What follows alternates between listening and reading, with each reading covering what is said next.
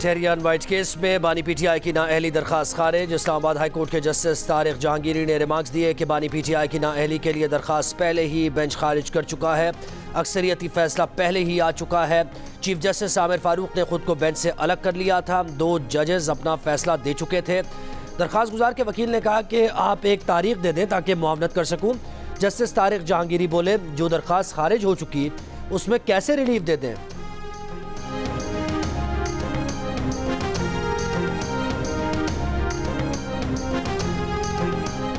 Islamabad high court ने मुगवी शायर अहमद फरहाद को बाजियाब कराने के लिए जुमे तक की मोहलत दे दी। तलबी पर वफाकी सेक्रेटरी दाखिला और IG इस्लामाबाद पेश, सेक्रेटरी दिफा पेश नहीं हुए।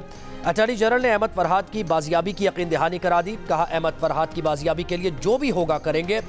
जस्टिस मोहसिन अख्तर कियानी ने कहा कि रेस्क्यू करेंगे, रिकवर करेंगे। अटॉर्नी जनरल बोले, बिल्कुल सब कुछ करेंगे। अदालत ने कहा कि आपको यकीनी बनाना है कि इस्लामाबाद से कोई बंदा उठाया नहीं जाएगा। अगर बंदा रिकवर नहीं होगा तो ये रियासत की नाकामी होगी।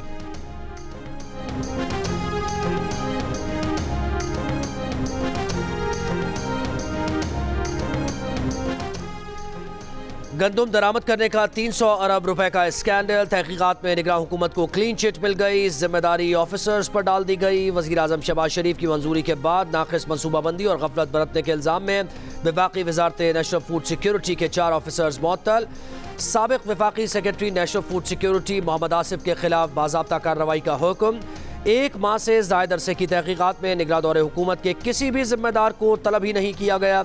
निगरान दौर में गंदुम दरामद करने की इजाज़त किसने दी? मिक़दार का तयन करने की जिम्मेदारी किसकी थी? निगरान हुकूमत ने ज़रूरत से ज़्यादा गंदुम दरामद करने के बाद नई मुंतखब हुकूमत को इससे मुताल्लिक़ आगाह क्यों नहीं किया? इन सवालों के जवाब नहीं मिल सके।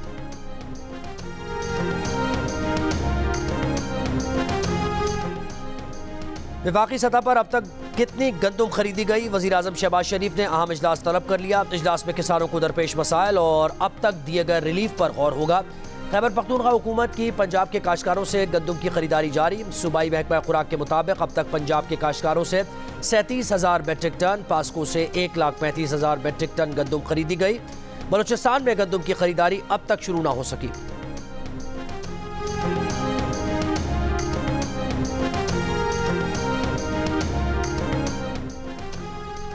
दो टेलीकॉम कंपनीज ने तकरीबन 3,500 सिम्स ब्लॉक कर दी। FBI तर्जुमान का कहना है कि इनकम टैक्स रिटर्न फाइल करने वाले शहरियों की सिम्स फौरी बहाल कर दी जाएंगी।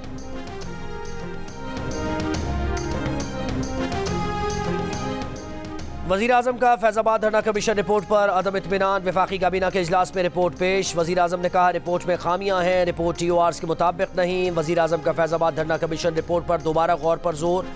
कहा, रिपोर्ट पर काबीना की खुसूसी कमेटी बनाई जाएगी जो अपनी सिफारिशात वज़ीर आज़म को देगी। इससे पहले चीफ जस्टिस ऑफ पाकिस्तान ने भी रिपोर्ट को गैर तसल्ली बख्श करार दिया था।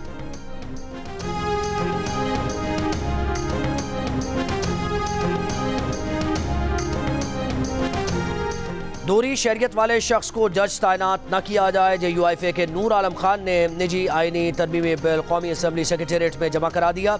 बिल में कहा गया है कि दोहरी शहरियत के हामिल शख्स के सुप्रीम कोर्ट या हाई कोर्ट का जज तैनात करने पर पाबंदी आयद की जाए।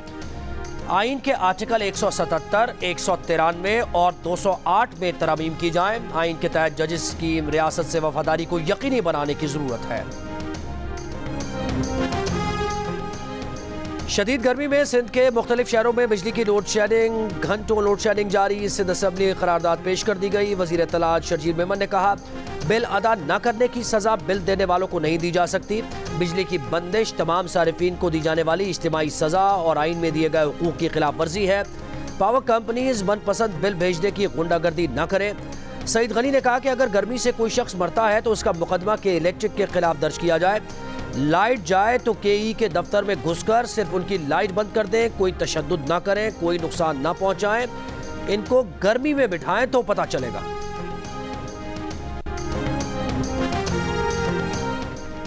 पंजाब असेंबली ने हतक इज्जत बिल 2024 मंजूर कर लिया। बिल से मुताल्लिक अपोजिशन की तमाम तरामीम मुस्तरद। अपोजिशन ने बिल को काला कानून करार दिया। हुकूमत का दावा है कि फैलाई जाने वाली झूठी गैर हकीकी खबरों पर हतक इज्जत का केस हो सकेगा। यूट्यूब, सोशल मीडिया के जरिए फैलाई जाने वाली जाली खबरों, ज़ाती ज़िंदगी, अवामी मकाम को नुकसान पहुँचाने के लिए फैलाई जाने वाली खबरों पर कार्रवाई होगी। हतक इज्जत के केसेस के लिए ट्राइब्यूनल बनेंगे जो 6 माह में फैसला करने के पाबंद होंगे। हतक इज्जत बिल के तहत 30 लाख रुपए का हर्जाना होगा। आईनी ओहदों पर मौजूद शख्सियात के खिलाफ इल्जाम पर हाई कोर्ट बेंच केस सुन सकेंगे। तमाम मीडिया तंजीमों, इंसानी हकूक कमीशन और सिविल सोसाइटी की तंजीमों ने हतक इज्जत बिल की सख्त मजम्मत करते हुए इसे इजहार राय पर कदगन लगाने की कोशिश करार दिया है।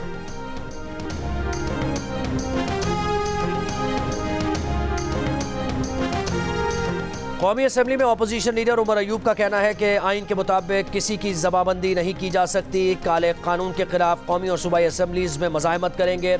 साबिक सेनेटर मुस्तफा नवाज खोखर ने कहा कि पंजाब में हतक इज्जत के कानून के बाद टिकटॉकर्स, सोशल मीडिया, हत्ता के व्हाट्सएप मैसेजेस पर भी लोगों के खिलाफ शिकायत और जुर्माना किया जा सकेगा।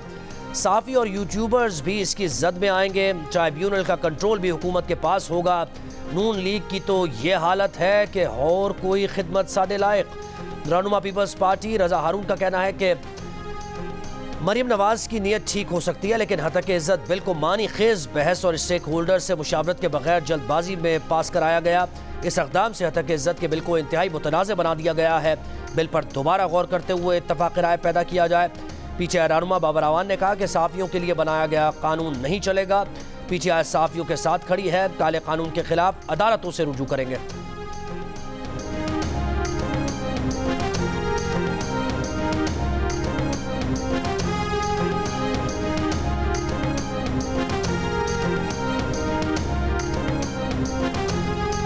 पंजाब असम्बली में पेश करदा हतक इज्जत बिल 2024 के खिलाफ सहाफ़ियों का एहतजाज। मुल्कीर एहतजाज की कॉल दे दी। आज जॉइंट एक्शन कमेटी का इजलास बुला लिया।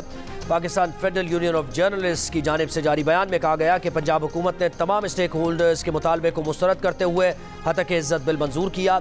ये आज़ादी सहाफ़त पर हमला है। Pakistan federal union of journalist की अपील पर कोयटा प्रेस क्लब में तालाबंदी के खिलाफ भी एहतजाज का ऐलान। Council of Pakistan newspapers editors ने हतक इज्जत बिल को आज़ादी सहाफ़त पर बड़ा हमला और काला कानून करार देते हुए मुस्तरद कर दिया। CPNE के एलामिये में कहा गया कि इंतहाई उजलत में मंजूर किए जाने वाले बिल में न सिर्फ मुतवाज़ी अदालती निज़ाम कायम किया जा रहा है, बल्कि खुद साख्ता ट्राइब्यूनल को 30 लाख रुपए से 3 करोड़ रुपए तक जुर्माना आयद करने का इख्तियार भी दिया जा रहा है, जिससे इंतज़ामिया को इख्तलाफी आवाज़ें दबाने का लामहदूद मौका मिलेगा।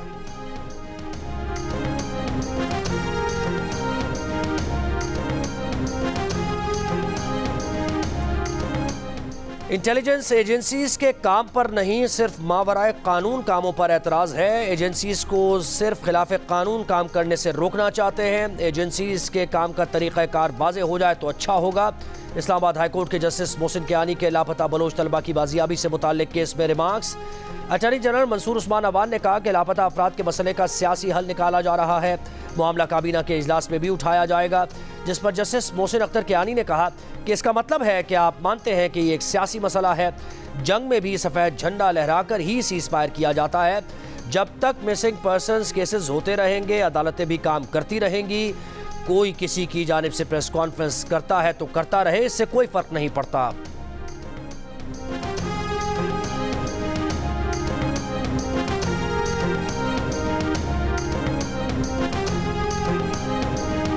ईरानी सदर और उनके साथियों की अलमनाक मौत पर पाकिस्तान भर में सोग। सरकारी इमारतों पर कौमी परचम सरनिगूं। वज़ीर आज़म शहबाज शरीफ की ज़ेर सदारत वफाकी काबीना के इजलास में ईरान के सदर इब्राहिम रईसी की शहादत पर ताज़ियती करारदाद मंजूर।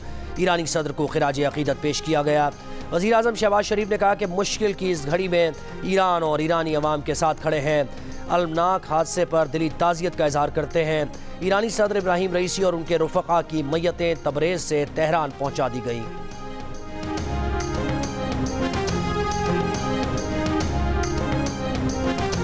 चेयरमैन पाकिस्तान पीपल्स पार्टी बिलावल भुट्टो जरदारी और वज़ीर आला सिंध मुराद अली शाह की कराची में ईरानी काउंसिल खाने आमद। सदर इब्राहिम रईसी और उनके रुफ़क़ा की मौत पर इजहार ताज़ियत। मेहमानों की किताब में तासुरात दर्ज किए।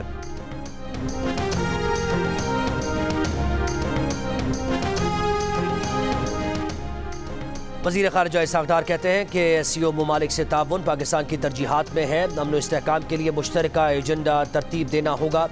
ग्लोबल सिक्योरिटी के लिए इक़दाम ज़रूरी हैं। शंघाई ताउन तंजीम के इजलास से खिताब में उन्होंने कहा कि आलमी बरादरी अबूरी अफ़गान हुकूमत से बात करे। अफ़गान हुकूमत अपनी सरज़मीन किसी को भी इस्तेमाल करने की इजाज़त ना दे। SCO गाजा में इसराइली बर्बरियत की मजम्मत करे।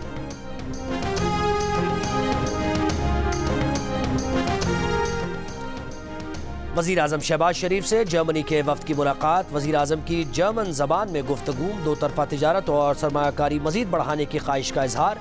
कहा पाकिस्तान में जर्मन सरमायाकारी बढ़ाने के वसी इम्कानात हैं।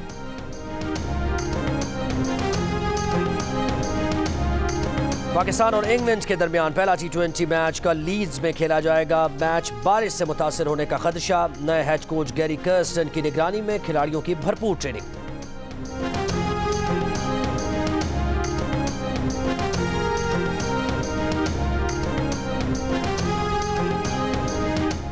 और पाकिस्तानी कोपैमा सरबाज अली ने दुनिया की बुलंद तरीन चोटी माउंट एवरेस्ट बगैर मसनूई ऑक्सीजन के सर कर ली।